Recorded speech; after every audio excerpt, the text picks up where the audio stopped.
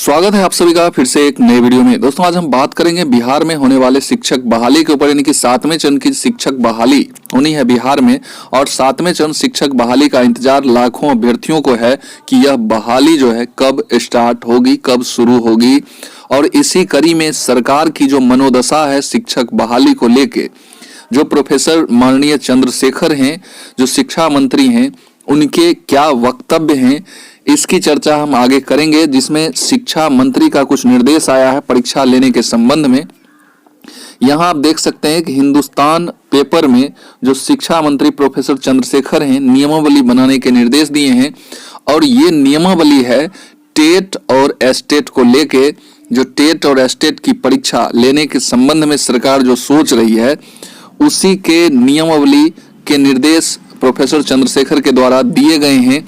आइए एक एक बात की हम चर्चा करते हैं। और इतना तो जरूर कहेंगे कि सरकार शिक्षक बहाली के ऊपर उतना सीरियस नहीं है जितना परीक्षा लेने के प्रति सरकार सीरियस है। यानी कि एक आपने देखा कि कॉमर्स वालों का जो है एस्टेट के लिए आवेदन वगैरह स्टार्ट हैं, और फिर से और एक टेट एस्टेट लेने की ही बात हो रही है। लेकिन ऑलरेडी जो अभ्यर्थी जो अपनी अहर्ताएं सारी पूरी करके बैठे हुए हैं बरसों से, उनके बारे में ये सरकार सोचने को तैयार नहीं है। आइए क्या कुछ है प्रोफेसर चंद्रशेखर के निर्देश, उसकी हम चर्चा कर लेते हैं पेपर के माध्यम से। यहाँ विभिन्न अखबारों में जो खबरें जो निकल के सामने आ रही है, जिसमें उर्दू, फारसी व अरबी विषयों के लिए विशेष टीटी की व्यवस्था, यानी कि 1 to 5, 6 to 8, फिर 9, 10, 11, 12, ये सारे विषयों के लिए, उर्दू, फारसी, अरबी विषयों के लिए विशेष टीटी का आयोजन करने की बात जो है प्रोफेसर चंद्रशेखर के द्वारा किया जा रहा है। और इसी के ऊपर जो नियमावली बननी है, उसके निर्देश जो है तो शिक्षा मंत्री के द्वारा दी गई है।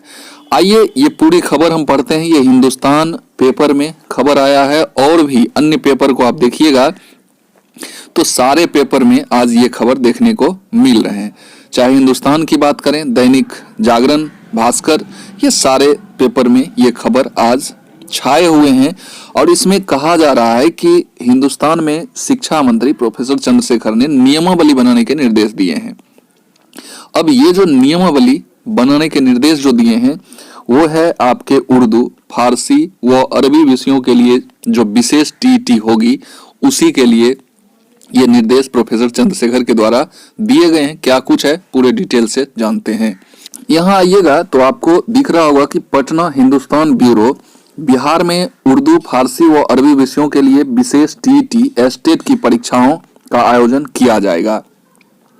यानी कि जो अरबी, फारसी, उर्दू विषय हैं, उसके लिए टीईटी और एस्टेट, यानी कि हम कह सकते हैं कि संपूर्ण जो 1 to 12 तक के जो क्लास हैं, उसमें शिक्षकों की भर्ती के लिए टेट का आयोजन किया जाएगा। यानी कि टेट और एस्टेट दोनों आयोजित किए जाएंगे, पेपर 1, पेपर 2, और एस्टेट के लिए भी पेपर 1, पेपर 2। दरअसल शिक्षा मंत्री के संज्ञान में आया है कि राज्य के विभिन्न विद्यालयों में उर्दू, फारसी तथा अरबी विषयों के शिक्षकों की भारी कमी है, जबकि पर्याप्त संख्या में इस विषय में पढ़ाई किए हुए छात्र छात्राएं उपलब्ध हैं। वहीं कई छात्र छात्राओं ने शिक्षा मंत्री से मिलकर यह भी बताया है कि इसमें से कुछ विषयों के लिए आज तक शिक्षक पात्रता परीक्षा, जो कि शिक्षकों की भर्ती के लिए अनिवार्य योग्यता है, आयोजित नहीं की गई।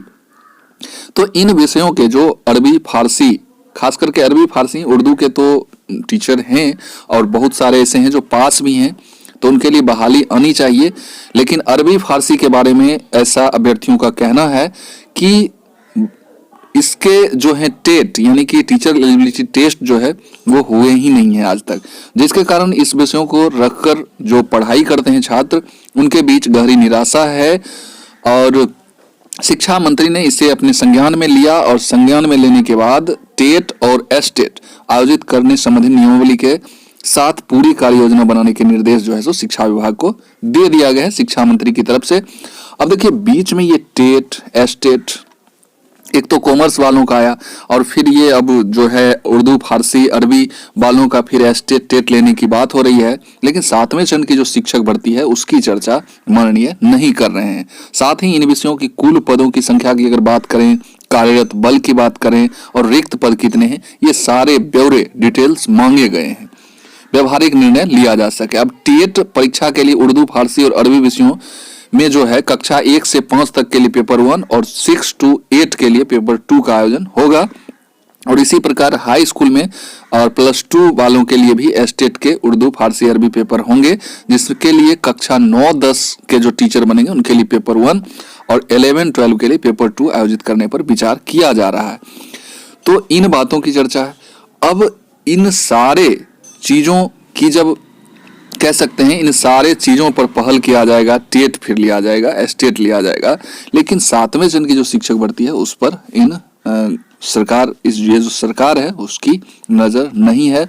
और क्या कुछ होगा ये तो हम लोग सिर्फ देख ही रहे हैं, लेकिन इसका भरपूर विरोध करना चाहिए उन तमाम अभ्यर्थियों को जो ऑलरेडी अपनी सारी अर्हताएं रखते हुए भी बेरोजगार हैं। तो उन अभ्यर्थियों को एकजुट होकर सरकार का ईंट से ईंट बजा देना चाहिए ताकि सरकार को झुकना पड़े। नहीं तो सरकार अपने मन से ये उल जुलूल जो है बातें करती रहेंगी, अपने मन से जो मन होगा वो करती रहेगी, और आप लोग तमाम अभ्यर्थी बरसों से बेरोजगार हैं और बरसों और भी बेरोजगार रहेंगे इस सरकार के चक्कर में। इसलिए इससे लड़ना होगा आपको और अपनी जो अधिकार है उसको छीनना होगा। तो इस वीडियो के माध्यम से यही बताना था। आई होप कि आपको सारी बातें स्पष्ट रूप से समझ में आई होंगी कि सरकार क्या सोच रही है शिक्षक बहाली के ऊपर और बीच बीच में ये क्या क्या ला रही है।